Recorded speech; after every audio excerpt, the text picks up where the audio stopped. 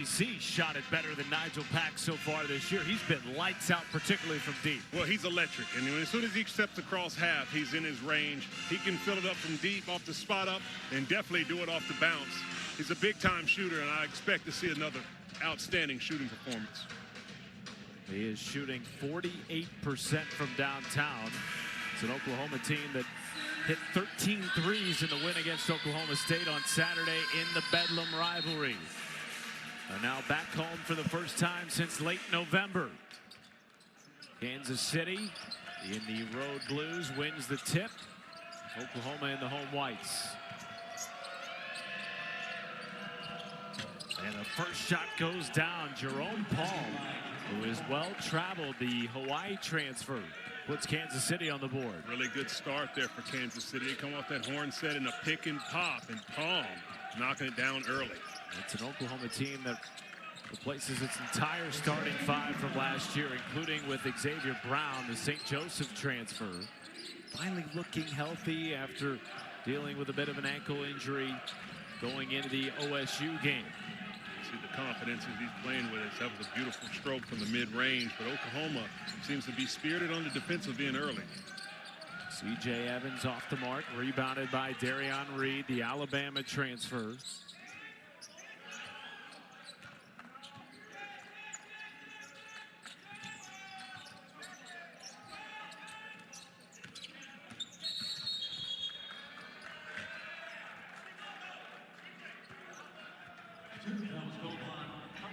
Porter Moser, you said it in the open, told us there's a high care factor with this team. Not just about each other, but a care to win.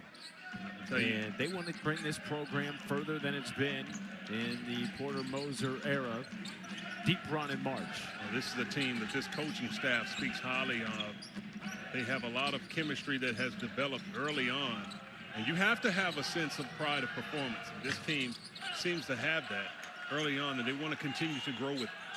Here is Nigel Pack, one of the leading scorers in the SEC. Good feed inside of the Notre Dame transfer, Tay Davis, who can be an X factor for this team when engaged on both ends. And a really good catch by Tay Davis, reaching back with his left hand. He's going to be such an impactful player. He's a mismatch all around the court. Oh. Darion Reed caught an elbow to the chin.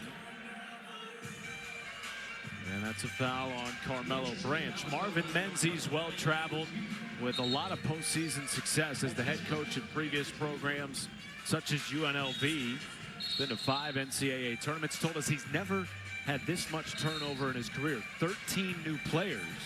And now they will review the last play with contact to the head and neck area. Yeah, I figured this would be something that they would have to take a look up as Darion Reed took one in the chops there. But the previous play was an offensive foul. That play's under review.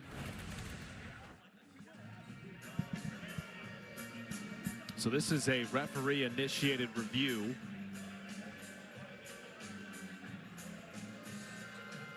Call was made on the floor as a common foul.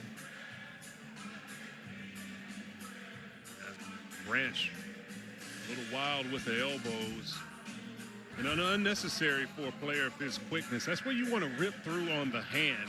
Darion Reed is sitting there playing defense with his hand checking him, as opposed to doing your rip through over top.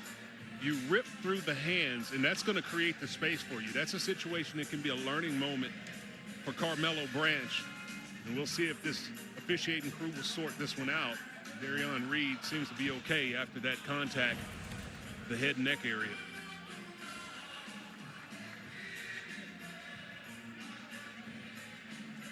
Officials right on top of that one. Branch with a little something up top.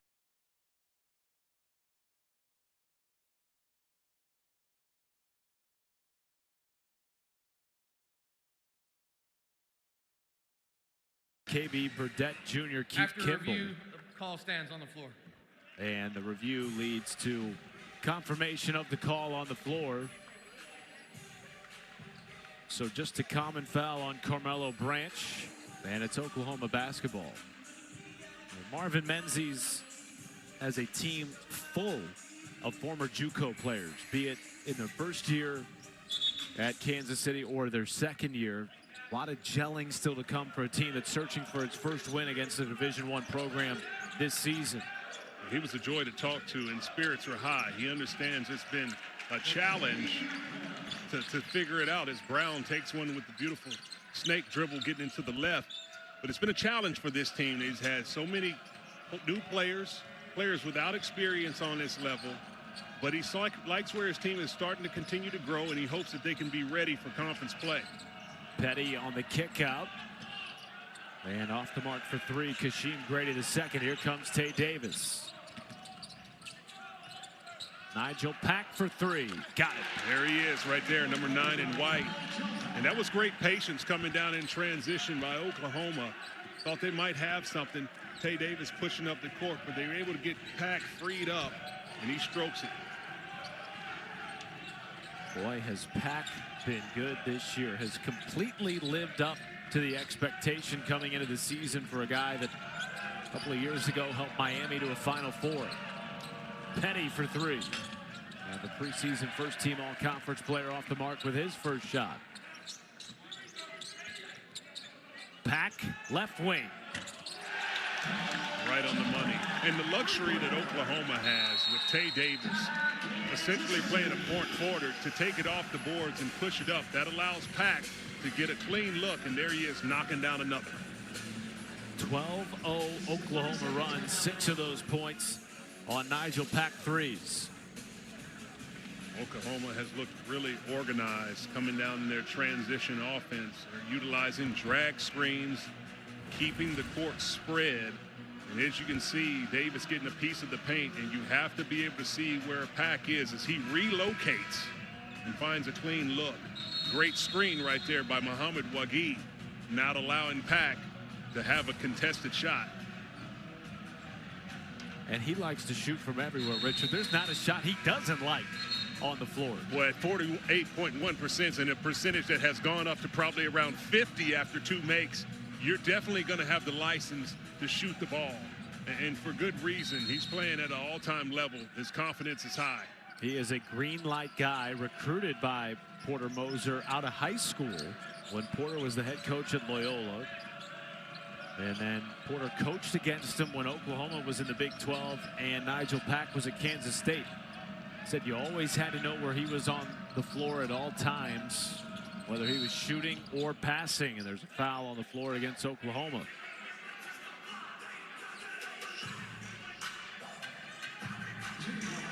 Really good defensive work, but a little too much as they impeded the progress in the off-ball action for Oklahoma. Side out of bounds. I'd like to see if Kansas City can have something drawn up to get a quality look out of this set.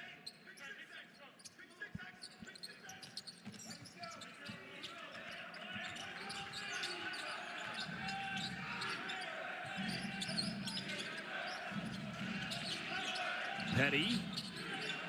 Now onto the baseline to Paul. As the lone bucket tonight for Kansas City, and their scoring drought of 3.5 minutes continues. Kangaroos have missed their last 5 shots. Inside Darion Reed through contact, counted in the foul. That's a really good move right there by Darion Reed. They came down on that box set and gave an option as if they were running a shooter play for Tay Davis. But look, Reed just whips his man, gets good low post position, gets in the middle of the paint, and that pump fakes allows him to take another pivot, gets the man up in the air and draws the foul. Beautiful footwork by number 35 in white. Biggest thing Porter Moser told us coming into this game tonight was that he didn't want to see his team take a step back against competition that doesn't exactly raise eyebrows in the same way that Oklahoma State might or Arizona State. So far, so good over the first 4 minutes. C.J. Evans cannot stop the drought. And here comes Reed. And for any team that's playing, you want to make sure you're playing to your highest capabilities, regardless of the opponent, either be strong or weak. There's an expectation that you want to see from your team if you're a head coach. And Porter Moser knows he wants to see his team put their foot on the gas for 40 minutes. That's the type of shot that Jason Petty can make. Preseason all-conference first-teamer. and a guy who was the Rookie of the Year in this league a couple of seasons ago. Eddie definitely has some offensive skills. Beautiful job right there by Nigel Pack. He gets his defender on his hip when he gets in that snake dribble, keeps him behind, and then rises up in the mid-range. Great patience and poise.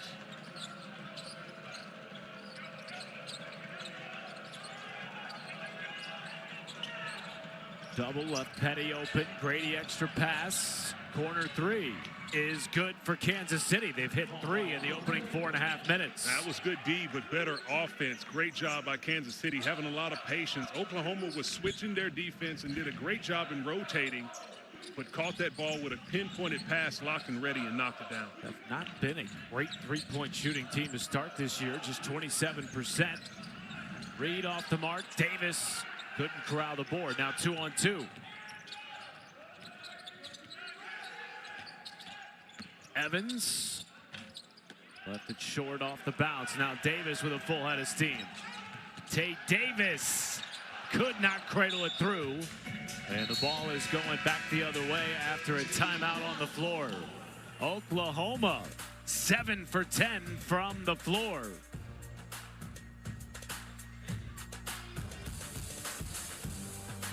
Did it 4 years in a row at New Mexico State. He's had a lot of success everywhere that he's been, and he knows that this year he'll have a challenge. But he's looking to see if there can just be growth game by game moving towards the conference play. He understands it's a challenge with injuries. A lot of the teams have been hit by the flu bug. Players have been hit by the flu bug, but they're getting stronger, and this is the right time to do it. He's hoping to get some gains from this game. They have not had a full complement of players yet this year due to injuries and the flu bug that you mentioned, as Kai Rogers dunks it home in his first minutes of the night. Full line change here for the Sooners. Porter Moser talked about the need for depth in the strong SEC again this year, and so some of these freshmen, Rogers included, starting to find more minutes as the season unfolds. That's what you want to do in your non-conference. See how far you can extend your bench. Hopefully get some quality minutes. There's a quality move right there by Kai Rogers after that dump off from Forsythe. There's Dayton Forsythe, tries a deep three. Was questionable coming into the game tonight with an ankle injury that lingered throughout the Oklahoma State game. Went through warm-ups this morning, looks to be fine this evening. And a whistle on the drive. Jeff Wanquo, his first. You see that Oklahoma is trying to have a concerted effort on the defensive end as far as their communication is concerned. They're switching a lot of things off ball that you'll be able to see. Watch the communication of the guards, particularly Forsythe, and making sure a good job of handing off against bigger players.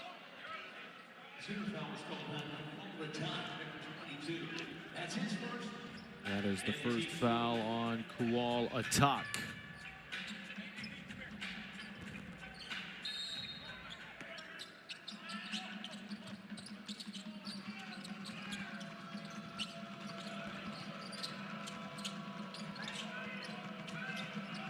There is Jamaria Clark, one of a number of high production players at the JUCO level now on this Kansas City roster. Petty inside with 2 to shoot. And they just got the shot off, but they are going to review this on the friendly roll for Darren Scott. That was as close as can be. Aaron Scott. A nice move to the left hand. They're going to have to look at this one. I couldn't tell from the naked eye if he made it. It was as close as possible. Trying to end a 2.5-minute scoring drought. They've made just 2 of their last 11 shot attempts.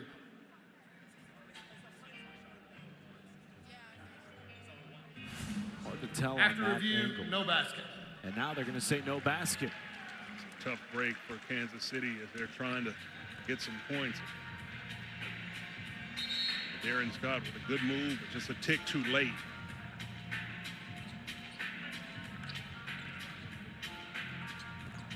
They have had a number of shots tonight right around the rim. But everything has been contested by this Oklahoma team, whose defense has progressed as the season has gone along. That's something that Porter Moser talked about after their win against Oklahoma State. Count it, and the foul.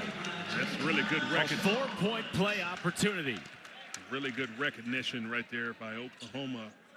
And Dayton Forsythe is down cross court.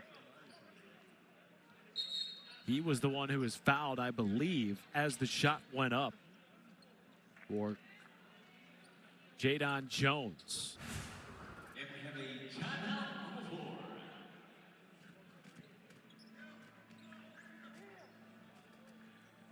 And as Dayton Forsythe is attended to by the training staff, we will step aside in Norman, Oklahoma, up 22-9. And he has been helped off the floor and to the locker room. We will keep you abreast of his status as the night continues. It's a tough break there for Forsythe. A really important piece of this team has been hindered with ankle issues. Oklahoma was doing a good job of protecting him early on, as you could see them pre-switching a lot of things defensively, so he didn't have to put as much pressure on it, but unfortunately lands on the feet of the opponent. Hopefully he can get things checked out. Meanwhile, that pass led to a 4-point play opportunity for Jadon Jones, who hit a 3 and sinks the free throw after the fact. And now some full court pressure here for the Sooners. Jumping into a little bit of heat. Oklahoma did a good job of recognizing the defensive change by Kansas City, and here they are putting a little pressure on themselves.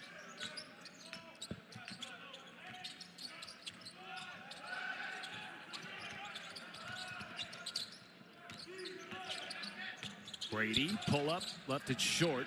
Ball ricochets around and scooped up by Nwankwo. Open three at Talk. Parries it from the left side. And that's what a Talk does. He's a comfortable shooter from outside. As he ran right to the corner, Nwankwo with a pinpointed pass. Good job in transition by Oklahoma all game long. Oklahoma on a 26-6 run over the last 7.5 minutes. And a foul will go against the Sooners. And it is on Jadon Jones.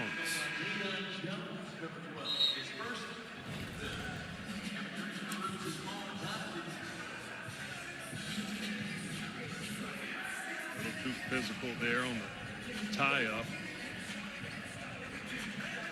Jadon Jones called for one.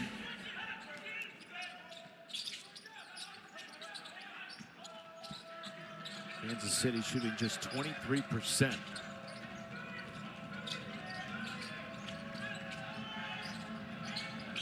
Great defense by Oklahoma. Less than 5 to shoot. Already one shot clock violation. Grady hoists a prayer. And a foul underneath. There was a push on the rebound attempt. It'll be Oklahoma basketball. That was a phenomenal job by Oklahoma defensively on the last possession. Kansas City ran some good action, and they run this elevator action trying to get a free look, but it's every single player from Oklahoma closing into the space, communicating on rotations, and then finishing with quality box outs, resulting in Sooner basketball. There's Pack off the screen, knifing through the defense and wiggling pass for 2. So much poise. And he plays the game at his own pace, and there he is, getting all the way to the basket. He can score on all 3 levels. He is a perfect 4 for 4 to start. Palm lost the handle, 15 to shoot.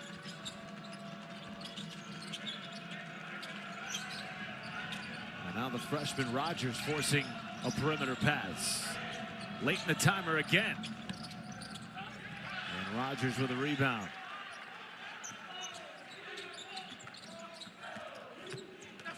Oh, what a rejection that time by Chris Dockery. Numbers the other way for Kansas City. And that stops an 11-0 Sooner run. That's something, if you're Kansas City, you're hoping you can build off. Dockery with that energy, with the rejection, led right to the transition 3 ball. Carmelo Branch has hit a couple of threes so far in the first half.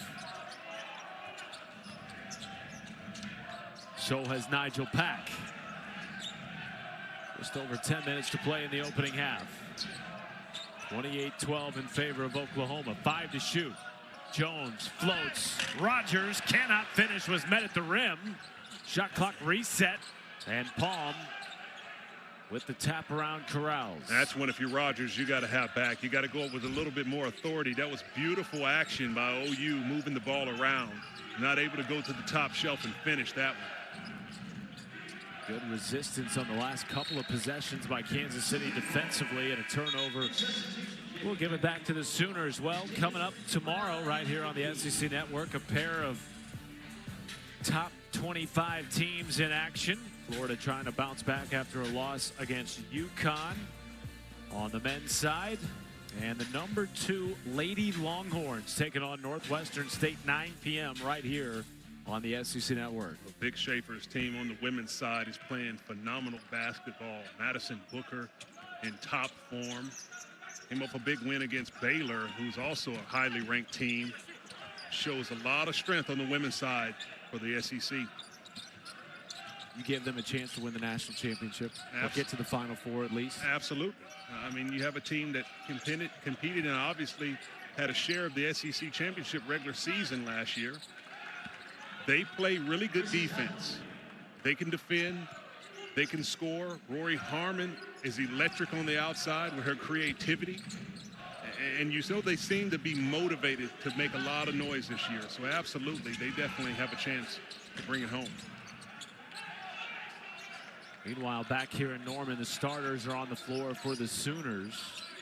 We're in the midst of a 2.5-minute scoring drought of their own. C.J. Evans cannot take advantage.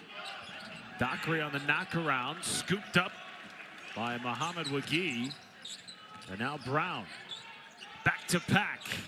His first miss of the night, rebounded by Davis. Through contact, left it off the front end, Palm the rebound.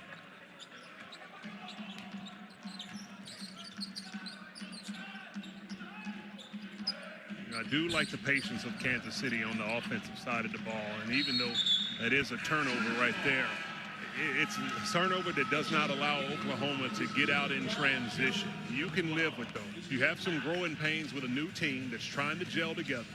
But in a game of this such, when you are outmatched physically, you want to make sure that you get a quality shot. And even if you have a turnover, that's not necessarily a bad thing, just not a live ball turnover that leads to easy layups. They're going to review this to see if it went off an Oklahoma player's foot. We will step aside and return to Norman after this. Kansas City has decided to challenge. Taking on Miami. Big matchup for the opener. Oklahoma and Alabama. Talk about some defense being played. Oklahoma's defense is stout.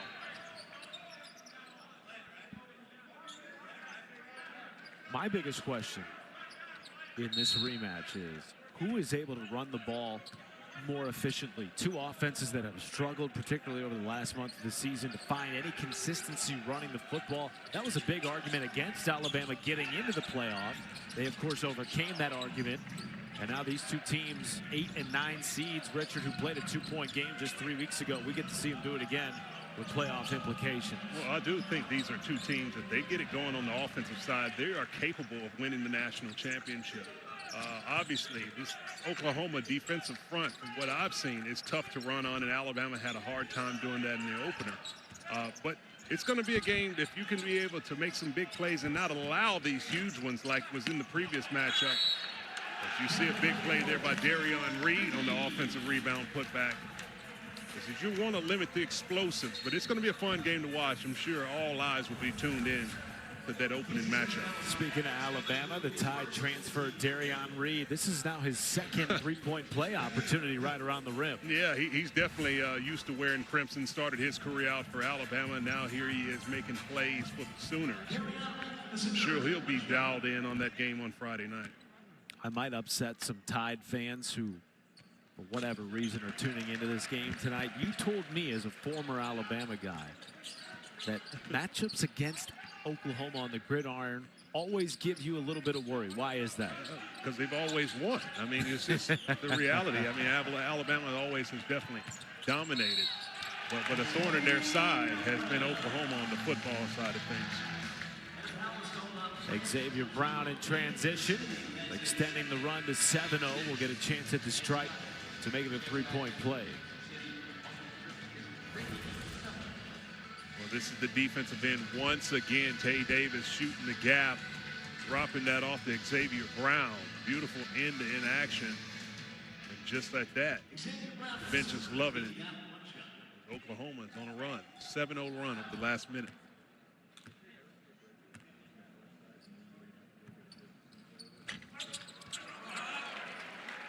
This is a team that is coming off a 4-game stretch in 2 weeks against 4 power conference teams on the road and neutral site, as we saw on Saturday against Oklahoma State. They went 3-1 during that stretch on a 3-ball that gets knocked down by Jason Petty, trying to keep Kansas City within striking distance. Point being, the Sooners are trending in the right direction. Playing really good basketball. Talk about a rivalry win that they got in the last one against Oklahoma State. They've been challenged this season. There's another hit to the face with Darion Reed with the close pressure defense. And it looks like they're going to review this as well. This is something they might talk about, as they might want to see if Darion Reed is in the cylinder of the offensive player. You have to give him a little bit of space to operate. Well, that was a question that KB Burdett Jr. brought up to us when he came over the table the first time they reviewed Darion Reed going down on a similar type of play where he was swiped with an elbow on an offensive player trying to create space. And I think this is one that he was in the cylinder. As you can see, he was nose to nose right there. You see Petty's trying to create a little bit of space to get him off, and a sell job there by Darion Reed. You could give him an acting award for that one. An Oscar. It's going to be interesting to see what they decide in this one. I do think that was the space of Petty in his cylinder. So we'll see what they decide to do with this one. After review, the common foul on 1 blue will be removed. The foul is a defensive cylinder foul on 35 white. It'll be Kansas City ball, side out, 22 on a shot clock. This is I predicted. I did think that Darion Reed was too close, definitely in the cylinder of Petty. You have to give him some space to operate.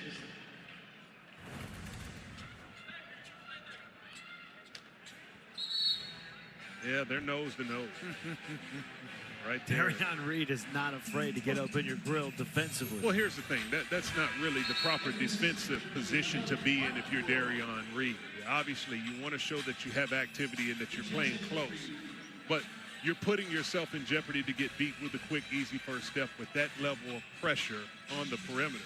Give them a little bit of gap in arm's distance and make sure you have an active hands to make it difficult for them to see passing lanes, and then be disruptive as you use your foot speed to cut off this driving lane. Both teams in the bonus with the next foul.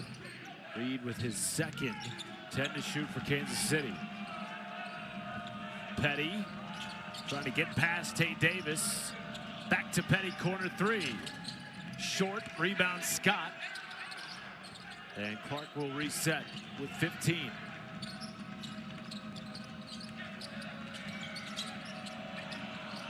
Scott with a pull-up jumper and rattles in off the back iron. Yeah, he does. Darren Scott, the Auburn transfer, able to drop that one in. He should have shot the one earlier at the end of the shot clock, but the ball comes back around to him and he dropped it home.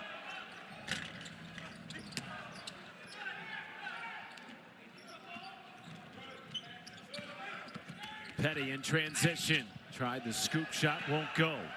Now Wanquo with a full head of steam. Wagee back to him. Wanquo through traffic. Draws a foul. Oklahoma fortunate in that last transition possession. Wanquo pushing up the middle. You want to keep that ball for another dribble with Muhammad Wagee coming down on the left. You got your center running the lane. He made a good job in an adjustment to pitch it back to Wanquo, and Wanquo's rewarded with a foul. But all night long, the Sooners have looked very organized in their transition breaks. That was a key. Moser told us he really emphasized to his club coming into the night, particularly against the Kansas City team, that when they are at their best, when they are playing to the identity that Marvin Menzies has sort of created in his 4 seasons at Kansas City, they're out running with the basketball. Absolutely. And you have to be able to be prepared for that. You mentioned Marvin Menzies' teams can get up and down. It's been a challenge for him to figure out what is the best way to be competitive when you have such a short roster. But on the defensive side, Oklahoma has tried to ramp up the defensive pressure.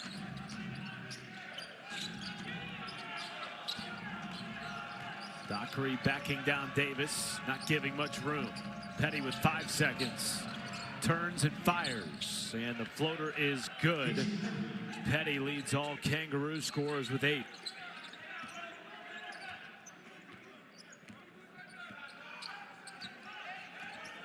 Kansas City dropping back on that 1-3-1 zone. It's effective. Now, Oklahoma's done some good jobs in recognizing when Kansas City is playing in their zone defense. They have to do a much better job in that last possession of trying to find a quality look.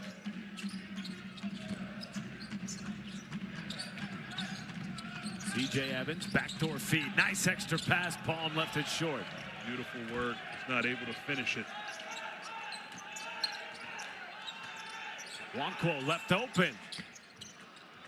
Rogers offensive rebound. Brown on the reload. Cans it from the right wing. Great composure by Xavier Brown, collecting himself with that pump fake. Got his feet set, lined it up. Coming off 21 points on 3 of 5 from downtown, 6 of 9 from the floor. One of his best shooting performances of the season. When he's healthy, he is a game changer. Absolutely, he has an elite first step. He's crafty and can draw fouls. Makes a difference on the defensive end. Palm will shoot free throws when we come back. It's been all Oklahoma so far tonight, though. That pump fake by Xavier Brown gets his man up in the air, and it's the 3 ball. Knocking it down in Norman. Kalen Moore could do his thing, but as a unit, this is an Oklahoma team that I think can make a deeper run and make more noise in the SEC. And once we get into conference play, I think you'll be able to see that this team has been battle-tested. Last year, Oklahoma's team was 13-0 going into SEC play. They went on the road at Alabama, and they ran into a buzzsaw. It was a wake-up call for them. But I do think that this Oklahoma team, with some quality wins in the non-conference, will be ready to make a lot more noise early on in SEC play. Wins over, of course, Oklahoma State, Wake Forest. That win continues to look better and better. The ACC, of course, stronger this year than it was last year.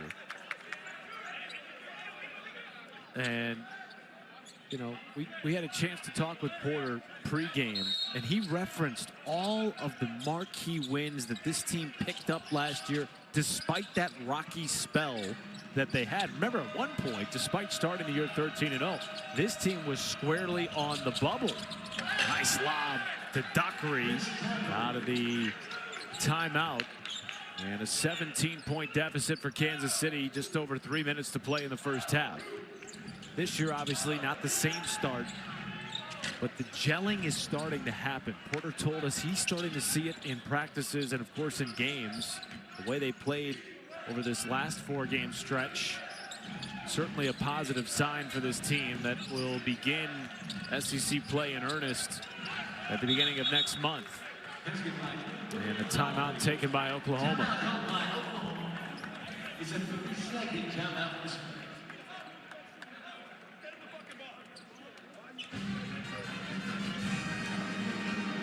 Opportunity here for Oklahoma to talk some things over.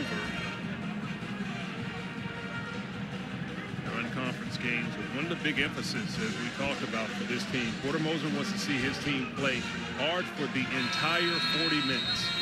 And this is the challenge in the culture that you want to establish before you get ready for the conference play, as you see what they've been able to do in the non-conference.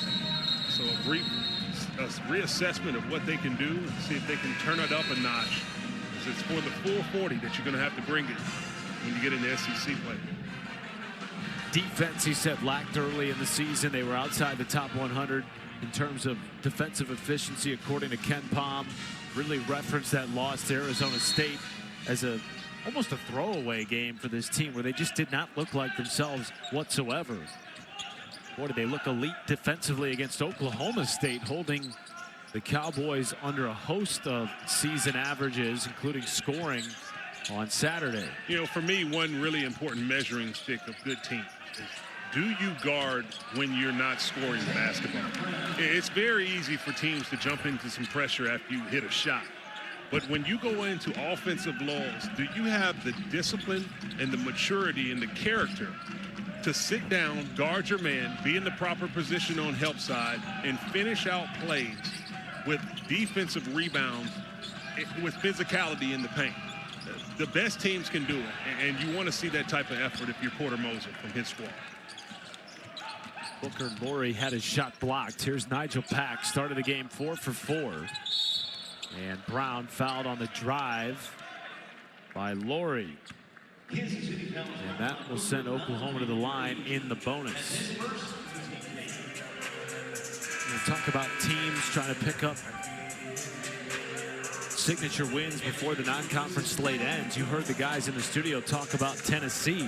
What an opportunity tonight for the Vols. Right now on top by 5 against the number 11 Louisville Cards over on ESPN. That is a game that almost feels must win in a sense for Tennessee and Rick Barnes. It is. It is a must win for the Tennessee Volunteers. It's a team that has a lot of continuity on this roster. They've brought in some big-time players, Jacoby Gillespie, Nate Ament, who can play high-level basketball. Many people have them picked on the SEC's all-league team in the preseason. So you've dropped some games, even going back into the preseason against an exhibition against Duke. So you've had some signature matchups that Tennessee has not been able to get done. But they have a big opportunity against Louisville tonight. And to me, it is a must-win for the NCAA tournament resume. Trying to shake a 3-game skid with losses to Kansas, Illinois, Syracuse. Now, of course, Tennessee's schedule is a gauntlet in the SEC. But when you start to parse out the resume-boosting wins, full body of work, the committee likes those non-conference wins. Yes, they want you to play those games, but of course you got to win 1 or 2 to make it really count. And tonight is really the last opportunity for Rick Barnes' Tennessee team to get that non-conference signature win. Yeah, you have to dress up your resume and get a quality win. And even though you are going through the gauntlet, Tennessee is a gauntlet within themselves. That's a team that people are looking for on their schedule to be a team to win those games. They have the talent. They have the culture, but they're definitely going to have to get a big win and an opportunity like no other tonight. Second 3 of the game for Jadon Jones, 6 of the first half for Oklahoma. 22-point lead, largest of the game for the Sooners. Less than 90 seconds to play in the opening half. Here's Petty, and he will go to the line for 2 shots on the foul by Tay Davis. A savvy move right there by Petty. You mentioned all-league performer last year. He has some really good moves. And it's those Sutter up fakes. So he gets 2 feet in the paint, that jump stop, that little head fake that he gives, ball fake, gets his defender to raise up on their toes, gets a piece of the hip. He's going to the line, shoot 2. If you are Kansas City and head coach Marvin Menzies, you want to see how your team is going to respond over these next 80 seconds. You got an opportunity when you get a bucket. Can you see if you can string together a couple of stops on the defensive end moving into the half?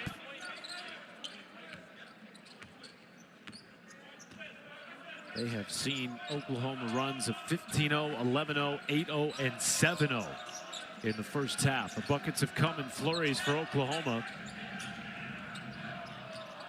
including from Nigel Pack. Floater, lob, not there. Wagee, count it, and he'll get a chance at a 3-point play.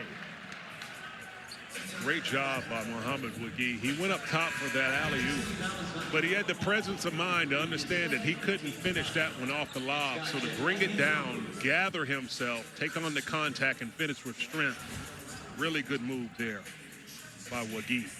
Different role for him this year, everyday starter for really the first time in his career. Well-traveled young man, of course, began his career at the junior college level, then West Virginia, then Alabama. Now in his second season at Oklahoma. He's really developed a reputation of being a little bit of an enforcer for his teams. He's a guy who sets hard screens. He's physical on box outs. And he's a guy, if you come into the paint, He might let you feel it if you try to if you don't come correct. On the other side of that, how about the smooth shooting of Kuala Tak? Pretty stroke. His second made bucket makes it 51-27. He's a natural shooter from the outside, even at 6'9". That's his game. It's more of a face-up type ability. Petty, with time expiring, draws a foul on the baseline. And it's the second foul on Tay Davis. Back to the line will go Petty.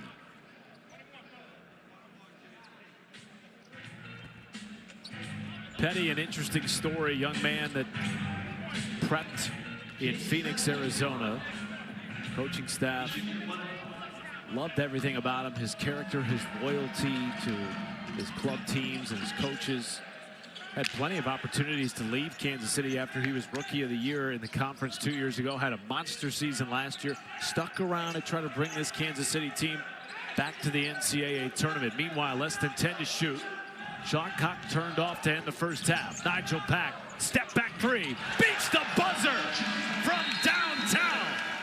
Nigel Pack with 13, and he closes the first half with his third triple. This is the kid that we talked about from the very beginning, that it's locked and loaded. And here he is with a high-level move. Nigel Pack rising up, understands the time, steps back with contest in his face and drains one. Beautiful move. Sooners up big. We will send you to studio with Peter Burns, Ron Slay, Steffi Soren to find who they are on both sides of the floor. They got a sneaky confidence in their eye, and you can see that there's a chemistry that is developing. How about that chemistry? Lob to a reverse jam to Mo Wagee. Great job of executed a scripted play coming out of the break. But Oklahoma is doing a great job of sharing the ball, and as we said, they're starting to develop an identity of being connected. Nice move by Palm. Ball wouldn't drop. Few of those in the first half for Kansas City, which shot less than 35% from the floor. Wagee reverse off the front end. Nigel Pack to Davis. Two-hand jam. And that's what you have to do. Is Tay Davis takes it there and dunks it and says to Wagee, that's how you finish it. Is Wagee with a strong move, not able to finish up top. But I love the poise in which Oklahoma has been executing. And they all seem to be playing very, very settled in the offensive set.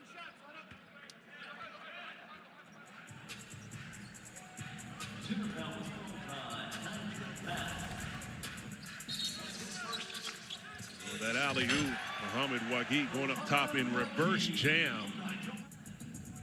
There's Tay Davis on the second effort for OU.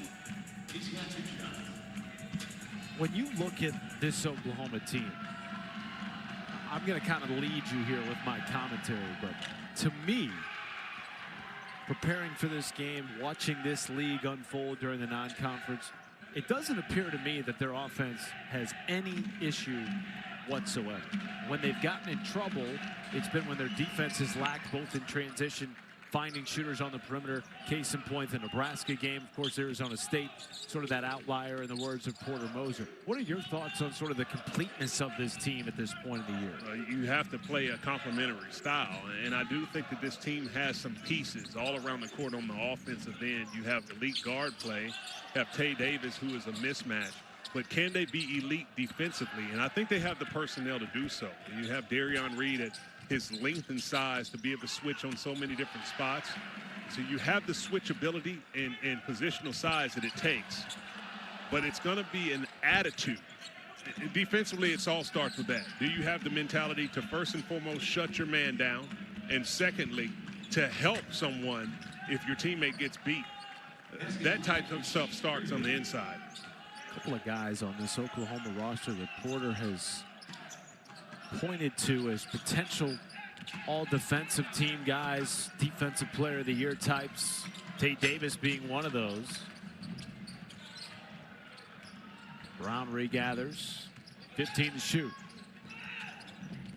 Davis extra pass. Pack left open. too wide open. He needed a man in his face. Petty, a three from the corner. Rims out, Palm fighting for it. Reed comes away with it.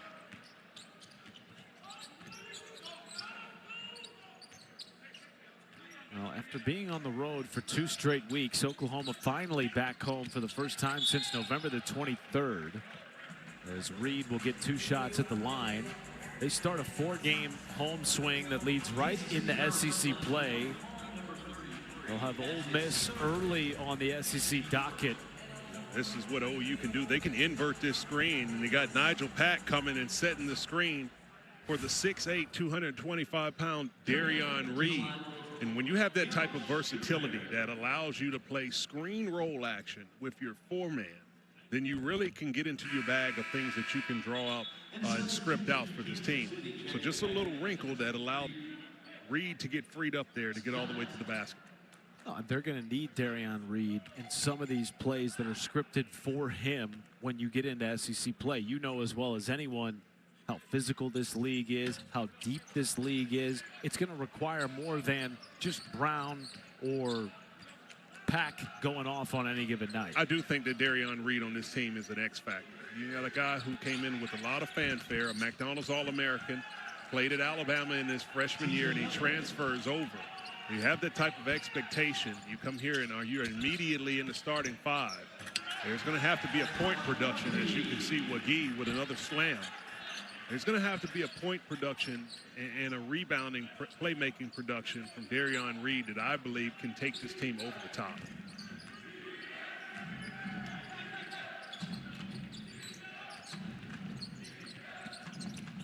Evans blocked initially by Davis, then swatted by Wagee.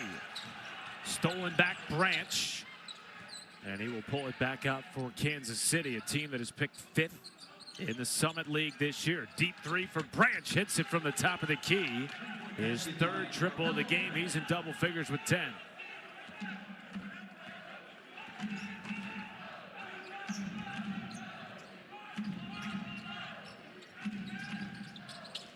Xavier Brown, step back, rattles off the rim. And a foul underneath will send it back to Kansas City. Both of these teams are playing a little bit out of rhythm, in my opinion, particularly Oklahoma coming down. They have been successful when the ball is moved around the horn, trying to get a quality shot. 14 assists so far in the game, but no ball movement on the previous possession results in an errant shot. It looks like Oklahoma's going to get into a little bit of full court pressure, trying to see if they can stimulate some offense by way of their defense.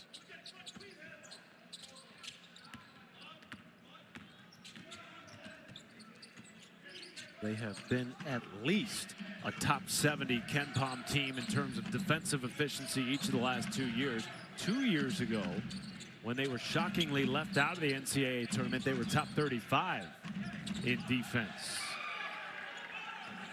Trending in the right direction right now, just inside the top 100 statistically.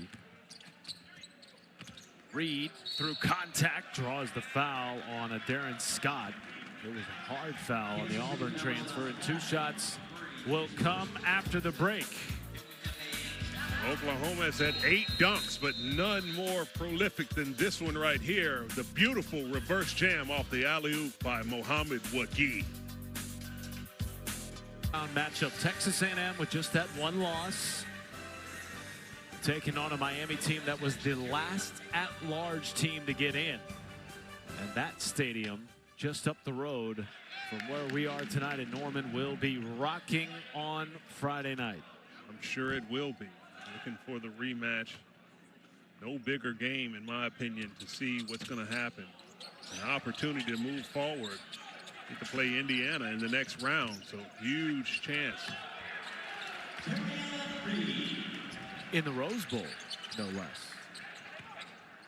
What do you think about Indiana? What they show you against Ohio State? They show me a lot. I'm highly impressed with Kurt Cignetti and what he's been able to do. As he told people, all he does is win. He's been definitely able to prove that, as you see a charge. Offensive foul taken.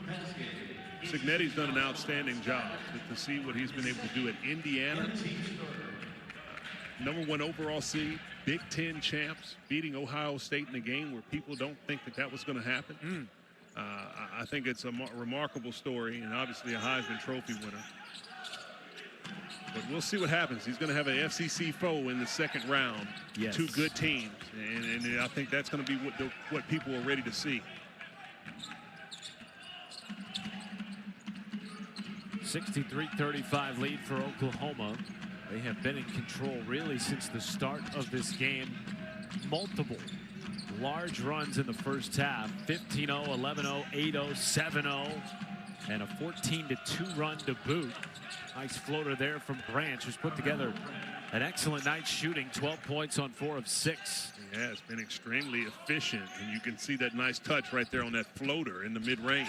Oh, what a feed on the cut by Jadon Jones, who's become a trusting veteran presence on this roster, according to Porter Moser. And speaking of Branch, his 4-3. Branch is starting to catch fire here. He's understanding that he's got the rhythm, and he's coming down with a lot of confidence, shooting the ball. It's an offensive foul, and Oklahoma's going to give the Blues the basketball back. Fourth foul on Tate Davis, third on the team. So Davis will take a seat. And Jeff Wankwo comes into the game, as does Kai Rogers.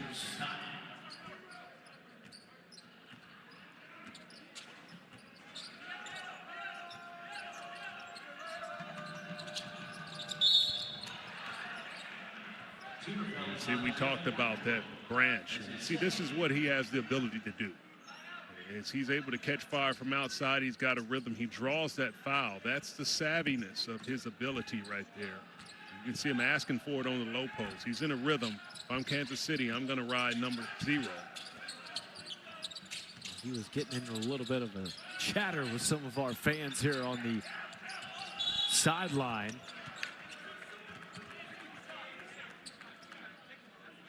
And Kashim Brady, the second, will go to the line for 2 shots.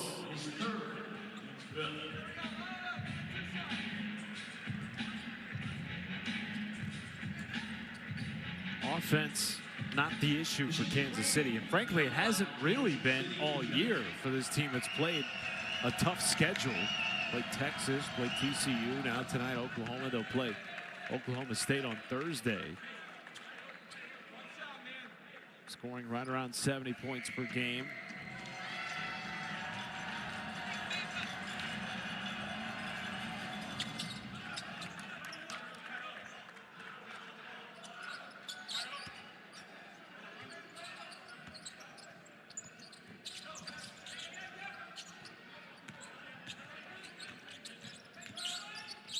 A little bit of pressure, Kansas City.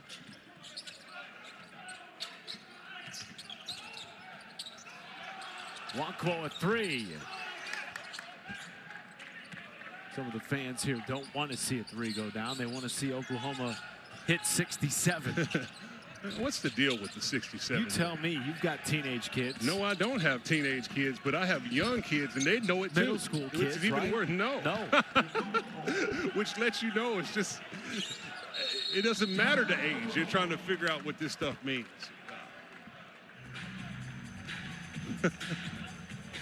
We'll take a break.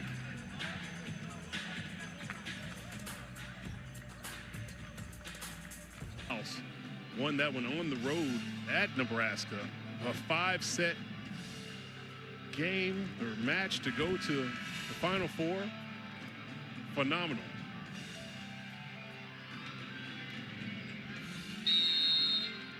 Nigel Pack wants to bring Oklahoma to a Final Four, a place that he has been 2 years ago with Miami. Major contributor on the Canes' only trip as a program to the Final Four. Floater, Wagee, that time left it off the side of the rim. Here comes Evans.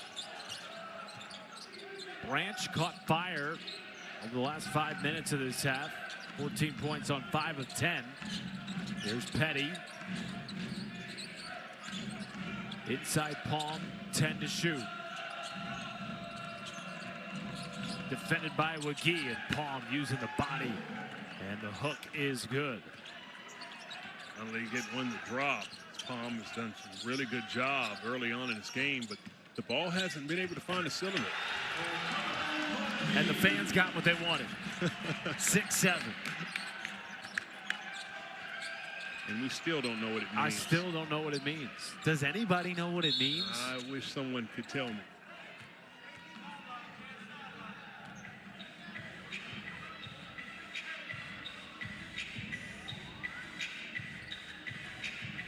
But it makes people happy. Well, they're having a good time. And you know, I guess that when you got great seats like that, that is what it's about. You know, you get an opportunity. Courtside midcourt.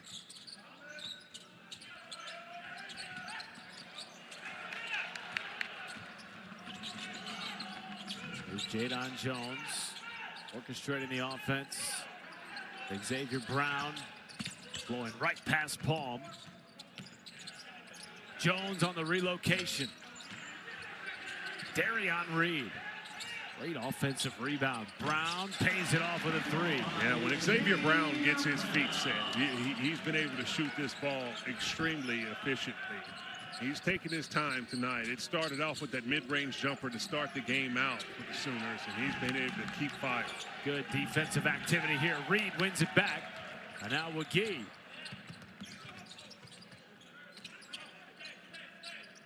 Boy, Reed has been active in all facets of the game. Now Jones just barreling into the paint, swatted by Petty, and the two tie it up. Arrow points to Kansas City.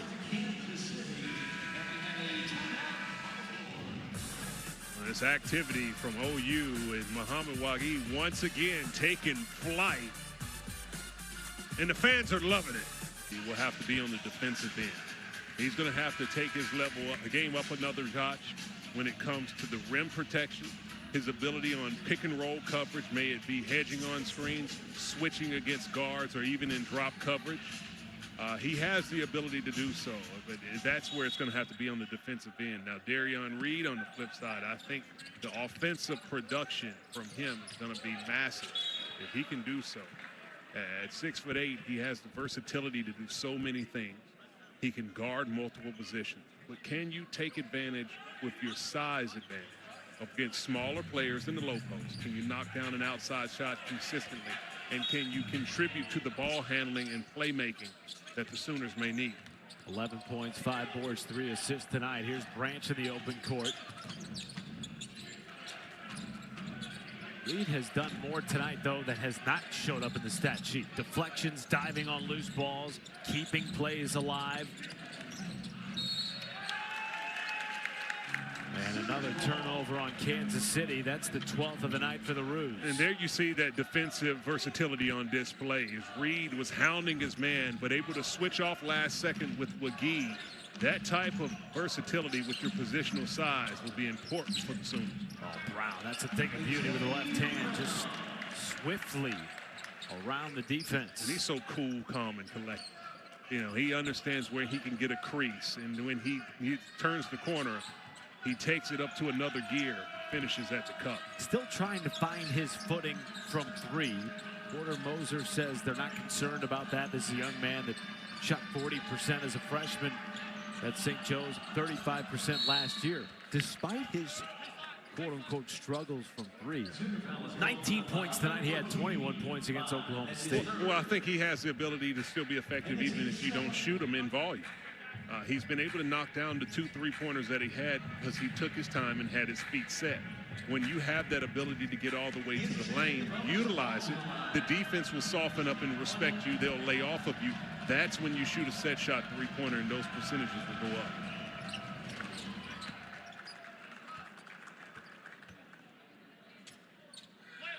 The game, it's like a boxing match. You know, I would challenge young players who are trying to be really good basketball players. You have to think the game and be 2 steps ahead of the defender.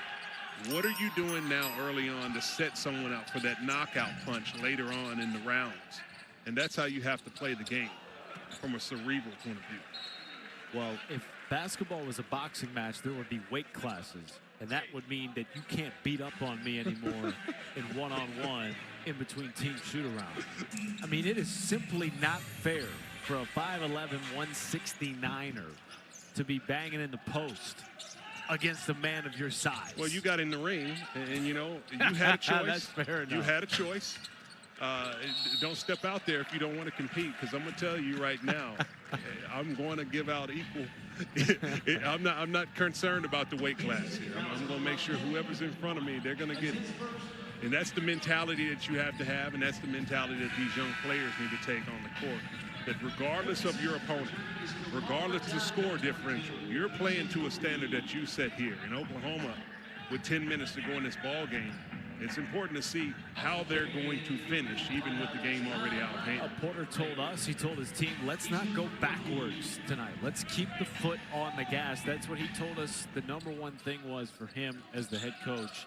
I want to see my guys keep their foot on the gas tonight with the way they played over the last 2 weeks of the season, including handing Oklahoma State its first loss of the year on a neutral floor in Oklahoma City on Saturday.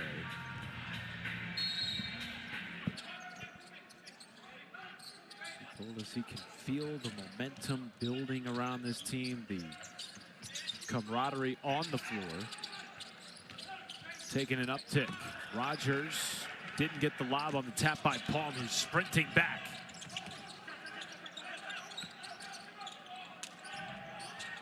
Evans passed up the 3 to Branch, who has been red hot tonight.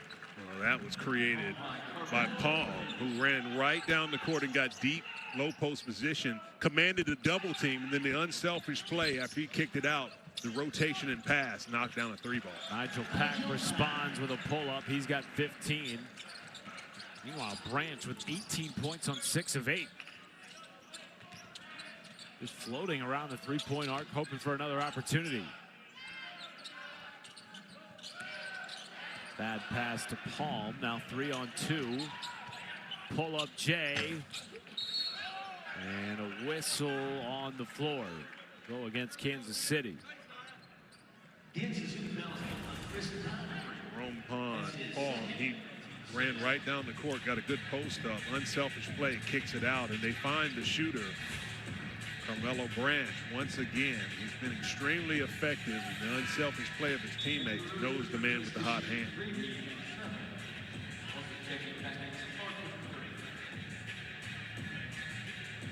Well, we talked about it before the last break.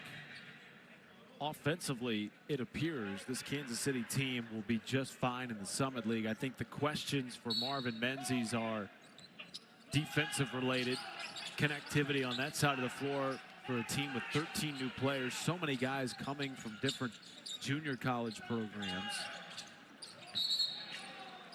And they haven't exactly been in many games this year that have tested their connectivity on that side of the floor.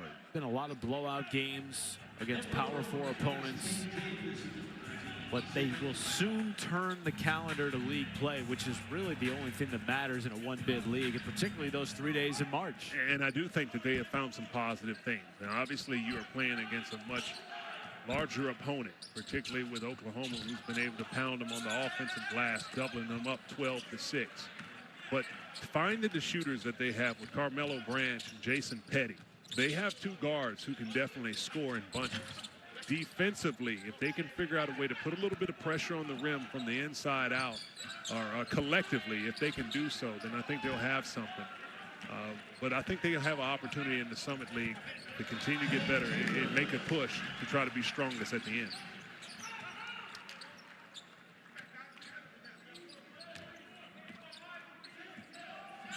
St. Thomas picked to win that league for the first time.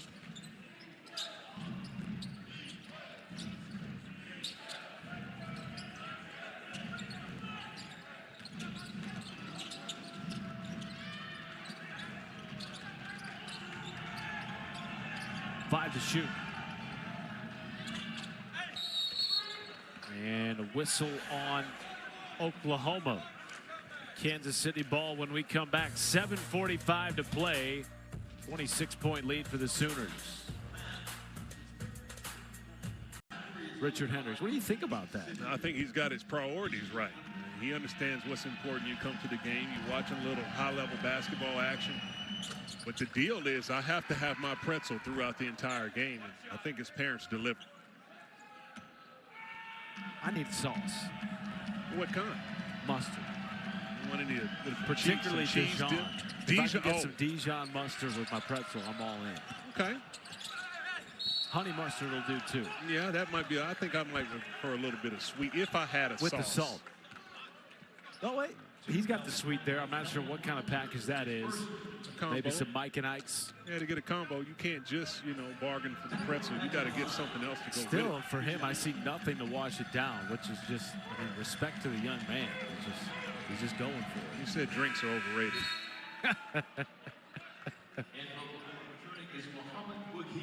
I don't think he's left that seat the entire night. Well, that was what he was instructed to do now. He's got to do that. You think he'll share? That's the question. I wouldn't share. Leave me, my snacks, and my courtside seat alone. Yeah, I understand the assignment. So does Tate Davis. Boy, is he fun to watch. He took that one with some power, went right through the chest of Palm. Palm's he's doing a magnificent job. He's short-handed over here on the other team for Kansas City, but you talk about 33 in blue. He's been battling all night long in the interior against 3 different bigs, setting good screens. They will not give him continuous motion there, so Petty will go to the line for a 1-and-1. But to your point on Jerome Palm, he's a young man that's been everywhere. 2 JUCOs, 2 years at Valpo, spent last season at Hawaii. And Marvin Menzies told us he's become a big voice in the locker room. I can see why. If you're looking for someone to respect on the team, you're out here, and he's been really the main low post player for the majority of this game. He's been battling all night long, setting good screens, getting out, running in transition. It's very difficult to lead from the low post position. Big men usually have to take a position where they got to lead by way of showing what they can do. But he's setting an example of the type of energy and attitude you have to have even when you are outmatched.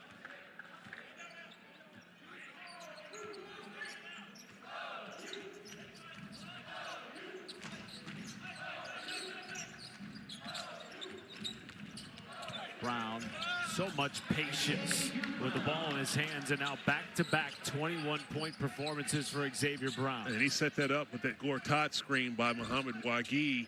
He gets out of the screen, but then he seals off Palm, which allows Brown to get the alley to go all the way for the layup. Oh, that's great defense by Waghi, who set the screen on the other end, and now Brown pushing the pace. And Atak took one too many steps. Well, this is set up by Muhammad Waghi. He gets out and rejects the screen, but look, bam, when he seals right there against Palm, that allows Brown to go all the way to the basket on that beautiful duck in. Those are one of those things where you're following your lead blocker, like in football. You almost should get an assist if you are Waghi for creating that easy 2 points for Brown. Here's the crazy thing about that play. High IQ play for a guy that didn't start playing basketball until 2017. Grew up a soccer player in West Africa. And when his family moved back to the Bronx, that's when he really picked up basketball. Well, the footwork and the angles that you learn on the soccer field, it really can apply when you get on the basketball court. Obviously, when you get high quality coaching, it will help you to be effective. Counted and the foul. Underneath, Dockery will get a chance at the line for a 3-point play. First foul on Xavier Brown.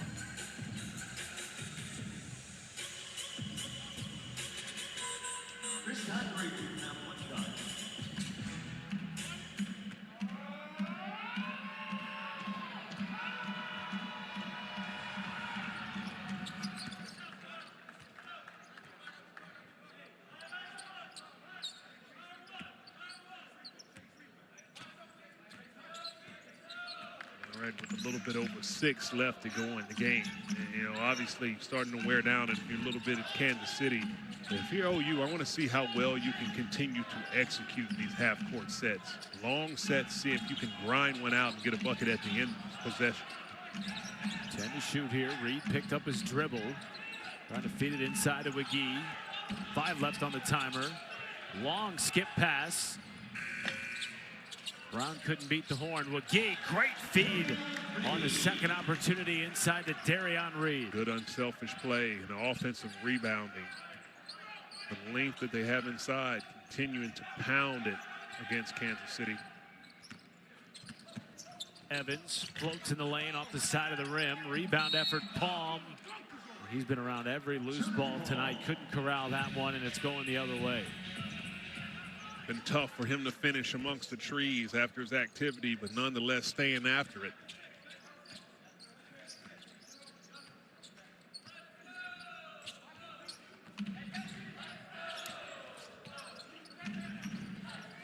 Jones. No, and an offensive foul on Nwankwo.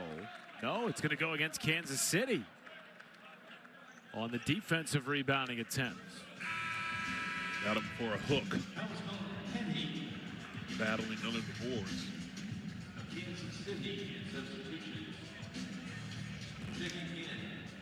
Well, we've got 2 top 25 teams in action. One on the men's side tomorrow night in Florida, 6:30 Eastern, taking on St. Francis. And the number 2 Texas Lady Longhorns in the nightcap, 9 p.m. Eastern, Wednesday night here on SEC Network. Florida has been taking everyone's best shot. Yes. Todd Golden's team. More so of an interior team as opposed to last year where they had so much balance. Still trying to come into their own. But they played some top-level opponents. Came off a win in their last outing after dropping one previously. Madison Square Garden on the big stage against UConn, but a bounce-back performance against George Washington. They're still trying to grow as a team. I do think they are a strong team with Thomas Houck and what he's able to do on that front line.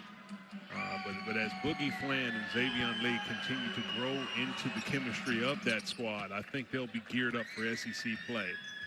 If they can get a quality win, and I think the confidence will only grow. It's still a lot of talent to deal with on the Gators. Well, you think about what they lost in their backcourt from last year. Will Richard, Elijah Martin.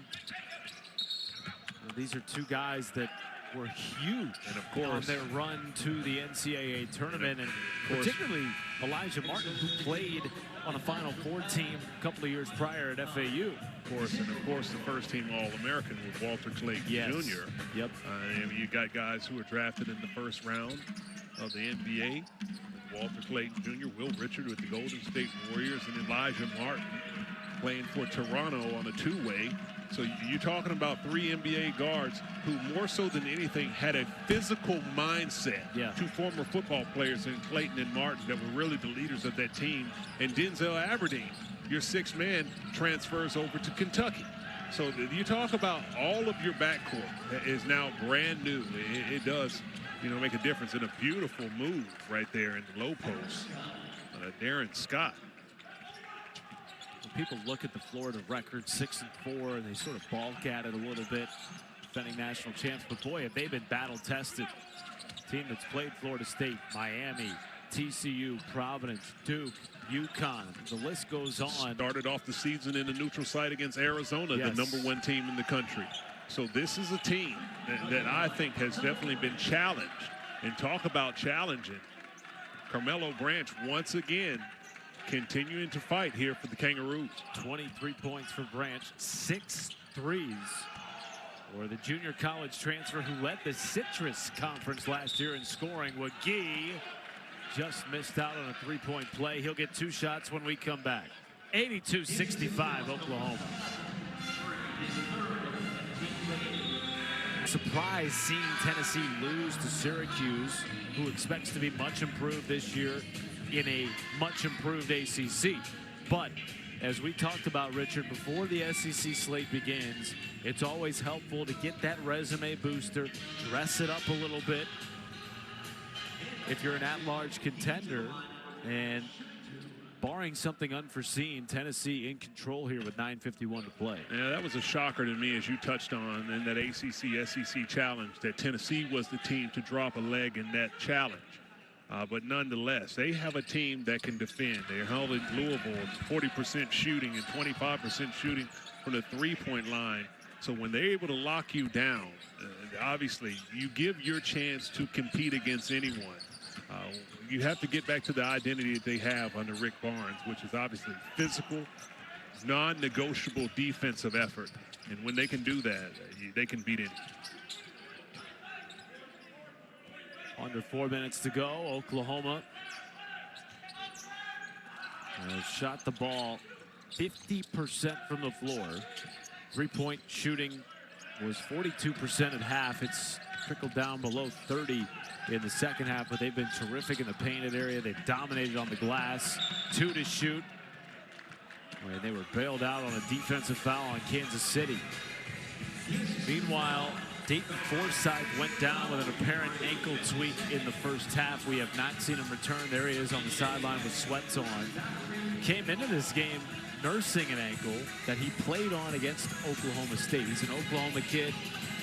Told Porter Moser his ankle would have to fall off for him to not play in that game last weekend. I respect that. Listen, I'm not for all the load management. You got a kid who's out there gonna come lay it on the line. Listen, that's what it's all about. You have to cherish the moment to play, and he definitely has my respect being gimpy to come out here and try it today. You can see him back on the sideline. That has to be a positive that he's back over cheering for his teammates, and he's not going to be able to contribute today, but he'll be back out there giving it what he has. 2 more games left after tonight before SEC play begins on January 3rd against Ole Miss. Right here on the SEC Network. Game a 2:30 tip from Norman.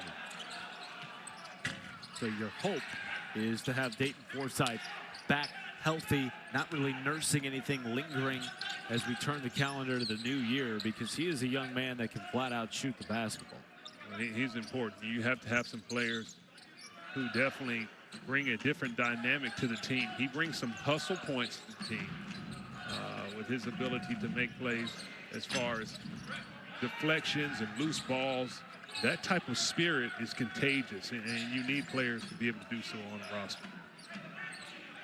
Oklahoma has led by as many as 31. Kansas City +7, though, in the second half of this game. That's what you want to see if you're head coach Marvin Menzies, to see if your team can play strong here in the last minutes of the game. Substitution timeout called by Oklahoma.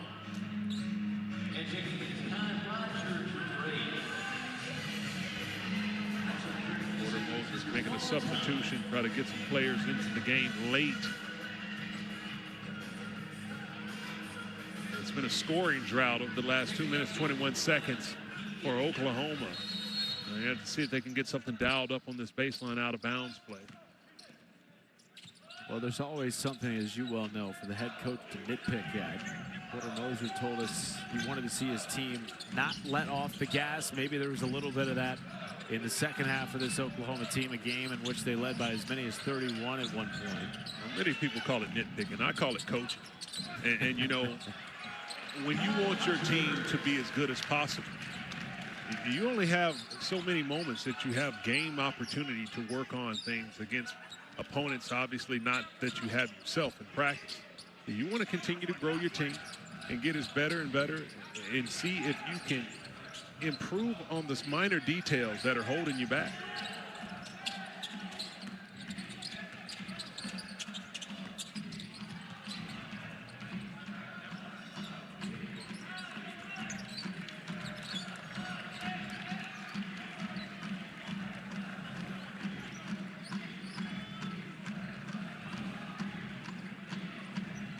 Big night tonight for Xavier Brown. 21 points on 8 of 14.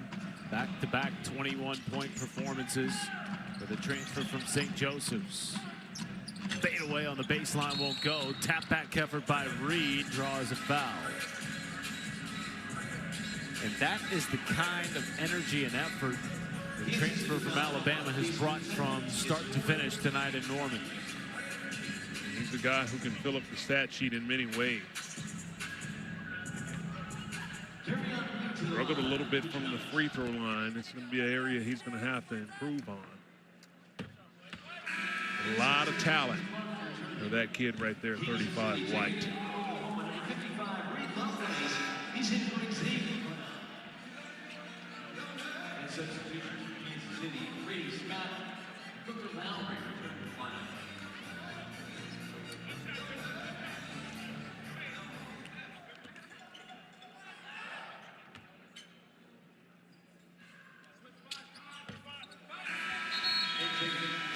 Jake Hansen, number 0.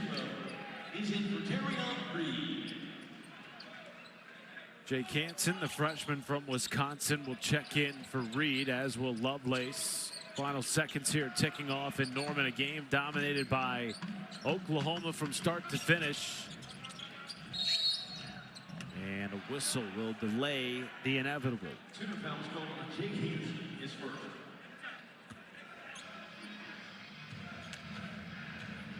Rasheed Brady to the line, 2 shots.